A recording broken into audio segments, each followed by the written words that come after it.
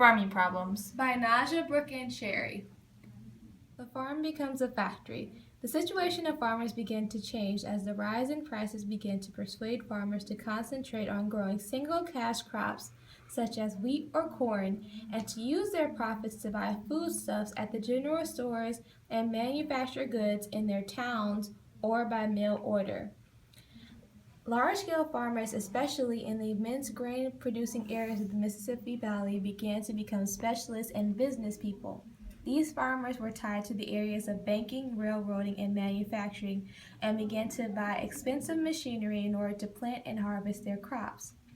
The powerful steam engine could drag behind it simultaneously the plow, seeder, and harrow.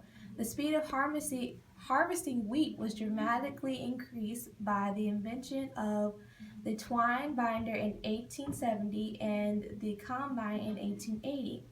The use of widespread costly machinery called for first-rate management, but the farmers who were unskilled businessmen often blamed banks and railroaders for their losses instead of their own shortcomings as businessmen. The mechanization of agriculture was almost as striking as the mechanization of industry and drove many marginal farmers from the fields into the industrial workforce. America's farming population steadily decreased, making inflation dooms the debtor. Farmers became chained to the ever-changing tides of prices. As long as prices were in the clear, all went great. But when they began to fall in the 1880s, bankruptcy fell like a hammer on the farmers. The grain farmers were no longer the masters of their bank accounts, and they were soon engaged in fierce competition with international businesses. Low prices and deflated currency were the primary worries of American farmers, and the deflationary pinch on the debtor followed partially from static money supply. Farmers were caught in a debt cycle, and they operated year after year getting into even more debt because they used their farming equipment to increase their production rate, and then they would lower the price of their goods, and then that drove them into even more debt. Mortgages engulfed homesteads at an alarming rate, and by 1890, Nebraska alone reported more than 100,000 farms blanketed with mortgages. The turmoil caused by high interest rates running from 8% to 40% caused immense turmoil among the farming industry. And then soon tenancy farming and sharecropping in the South were spreading like wildfire. Unhappy farmers. In addition to deflation, Mother Nature also conspired against the farmers. There were periods of infestation of grasshoppers and cotton boll weevil. In addition, floods turned the earth sour through erosion, and droughts caused towns to abandon. In addition, the government at the local, state, and national levels overassessed land, increased tariffs, and increased local taxes. Farmers were also, quote, farmed by corporations and processors. They were at the mercy of the harvester trusts, the fertilizer trusts, and many others who raised prices. Middlemen also took a cut from the selling price. In addition, the railroad had grain growers at their mercy too, because they could allow grain to spoil in damp places or refuse to provide cars. However, farmers still made up nearly one half of the population, but they were disorganized and independent. However, they later managed to organize a monumental political uprising. Farmers take their stand. After the Civil War ended in 1868, farmers had noticed that prices had drastically sagged, and they demanded inflation of currency with paper money.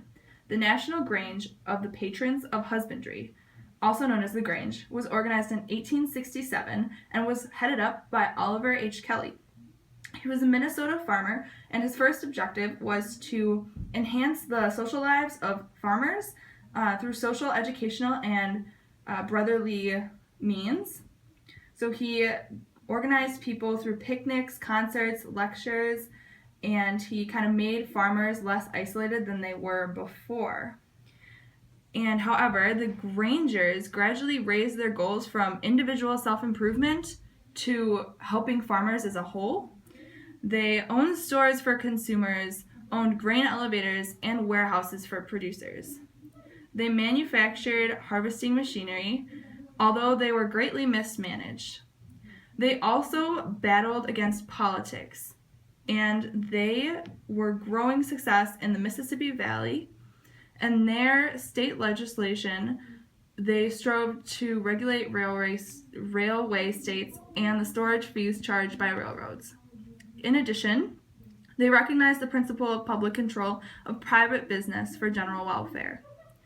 A number of these Granger laws, however, were badly drawn and were bitterly fought through courts and legislation.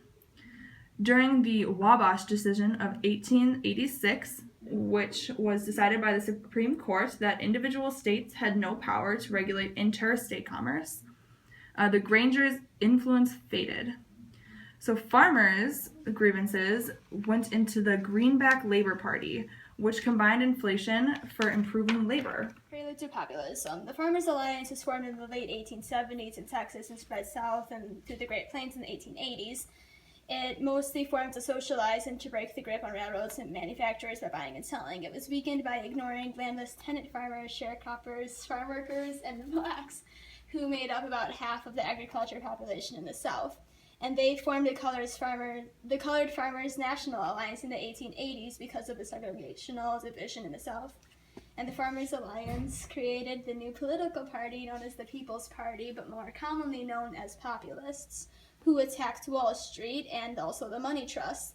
They called for nationalizing railroads, the telephone, the telegraph, and a higher income tax, as well as a sub-treasury, which would provide farmers with loans for crops that they put in government warehouses. They also called for the free unlimited coinage of silver, which basically would have led to more inflation, and William Hope Harvey created the Coins Financial School pamphlet in 1894 in order to demonstrate that desire by the party.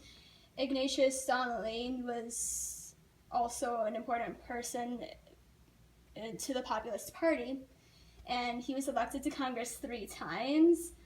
The most important person probably to the Populists was the Queen of Populists, Mary Elizabeth Mary Ellen Lease, who was known as the Kansas Pythoness. In 1892, Populists won some seats in Congress and got over 1 million votes for the presidential candidate, James B. Weaver, which surprised a lot of Democrats and Republicans. And in the South, a lot of racial division led to some failure for the Populists, but it grew in a more substantial way in the West. Here's one extra piece of vocabulary. The Interstate Commerce Act, which was passed kind of around 1886, 1887, was passed by Congress to regulate railroad rates. It said that railroads had to publish their standard rates, and it also prohibited the use of pools and rebates.